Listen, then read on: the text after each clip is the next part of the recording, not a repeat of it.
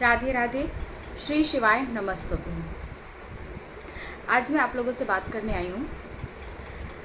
आप सभी जानते हैं पंडित श्री प्रदीप मिश्रा जी, जो कि शिव महापुराण के बहुत बड़े वाचक हैं। उनका विरोध हर जगह, हर एक सोशल मीडिया प्लेटफॉर्म पे हो रहा है। कुछ लोग ऐसे हैं जो साधु महात्मा बनकर ही उनका विरोध कर रहे हैं। मुझे एक बात समझ में नहीं आती है, लोग उनको, मिश्रा जी को लोग टोना टोटके वाला बाबा कहते हैं। क्यों भाई?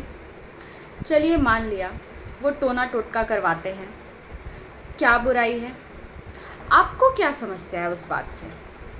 अगर किसी भी प्रकार के किसी उपाय से, आपकी भाषा में बात करें तो टोने टोटके से किसी का भला हो रहा है, किसी के घर में संतान हो रही है, किसी की बीमारी ठीक हो रही है, कोई गरीब है अगर तो उसके घर में 4 पैसे आ रहे हैं, तो इसमें आपको क्या समस्या है? वो एक तरह से वो सिर्फ टोने टोटके नहीं बताते। अगर आपको लगता है तो आप एक बार उनके कथा पंडाल में जाकर 3 घंटे की कथा बैठकर सुनिए, और अगर आपसे वो नहीं होता है तो आप उनका YouTube का वीडियो उठा के एक बार 3 घंटे की कथा सुनिए। आपको समझ में आएगा कि वो एक्चुअल में क्या करते हैं।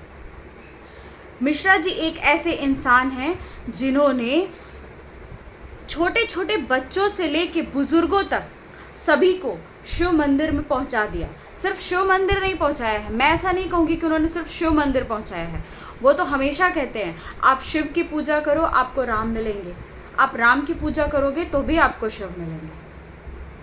जहाँ लोग दूसरे धर्मों में बांटने में लगे हुए थे अपने ही सनातन धर्मियों को, वहाँ उन्होंने एक इतना अच्छा काम किया है कि बच्चे से लेके बुजुर्ग तक सभी को उन्होंने सनातन धर्म की ओर अग्रसर कर दिया। हमारे भाई बहन, हमारी उम्र के, हमसे छोटे उम्र के, जो सारा दिन फ़ोन चलाते रहते हैं, वीडियोस देखते रहते हैं, कम कपड़ों में लड़कियां वीडियोस बना रही हैं, मंदिर जैसे तैसे कपड़े पहन के जा रही है, उन सबको वो सही राह दिखा रहे हैं।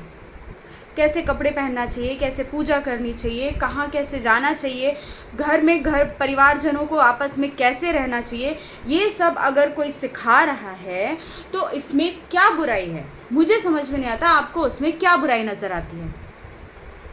ठीक है, हो सकता है कि आपको उनसे कुछ ईर्ष्या हो रही होगी, चलिए मान लिया ईर्ष्या भी नहीं हो रही है, तो फिर क्या तकलीफ़ है आपको? अगर कोई इंसान हमारे सनातन धर्म को आगे पहुंचा रहा है, उनकी बताए हुए कुछ प्रयोगों से किसी का भला हो रहा है, तो क्यों आप किसी के टांगे खींचने पे तुले हुए हैं? क्या आप अपने ही सनातन धर्मियों की, हिंदू धर्म के लोगों का भला नहीं देखना चाहते हैं? आप चाहते हैं कि अपनी छोटी छोटी खुशियों के लिए लोग किसी दूसरे धर्म में चले जाएं? क्या आप ऐसा चाहते हैं? मुझे तो आपकी मंशा समझ में नहीं आती। मैंने अभी हाल ही में एक वीडियो देखा था, राधा रानी जी को लेके कुछ बातें चल रही थी सोशल मीडिया में। उनमें से कोई एक, मैं संत तो नहीं बोल सकती ऐसे लोगों को, क्योंकि जो इतनी गंदी लैंग्वेज का यूज़ कर सकता है, ऐसी भाषा बोल सकता है किसी व्यासपीठ पर बैठने वाले इंसान के लिए, वो अपने आप को संत साधु कहलाने के लायक तो नहीं लगता मुझे। उन्होंने इतनी गंदी भाषा का प्रयोग किया है हमारे गुरुदेव के लिए, जो सुनने में भी अशोभनीय लगती है। आप भगवा वस्त्र धारण करके ऐसे शब्दों का इस्तेमाल करते हैं। ठीक है, मान लिया हमने कि आपके हिसाब से मिश्रा जी गलत करते हैं, उन्हें टोने टोट के किसी को नहीं बताना चाहिए या नहीं भेजना चाहिए लोगों को मंदिर, अगर आपके हिसाब से आपको ऐसा लगता है तो। लेकिन आपने जो किया वो कहाँ तक सही था? एक भगवा वस्त्रधारी व्यक्ति को जो ये बोल रहे हैं कि उनके बेटा शिखा नहीं रखता है, हीरो हीरोइन के स्टाइल में बाल बना के कथा बाँचने बैठ गया है, तो आप भगवा वस्त्र धारण करके ऐसी भाषा का प्रयोग करते हुए आपको शोभा देता है?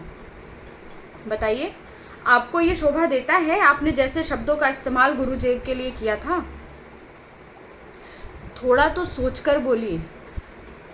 अपना नहीं तो कम से कम अपने धर्म का सम्मान कर लीजिए, अपने पहने हुए वस्त्रों का सम्मान कर लीजिए, और एक बार सिर्फ इतना सोच लीजिए कि कोई इंसान अगर हमारे धर्म को आगे बढ़ाने की कोशिश कर रहा है, तो अगर हम उसका साथ नहीं दे सकते तो उसकी टांग पकड़ के नीचे खींचने की कोशिश ना करें।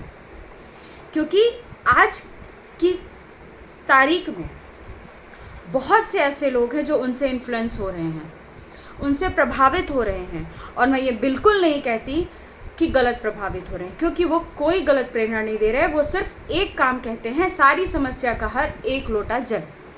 मुझे इसमें कहीं कोई गलती नज़र नहीं आती।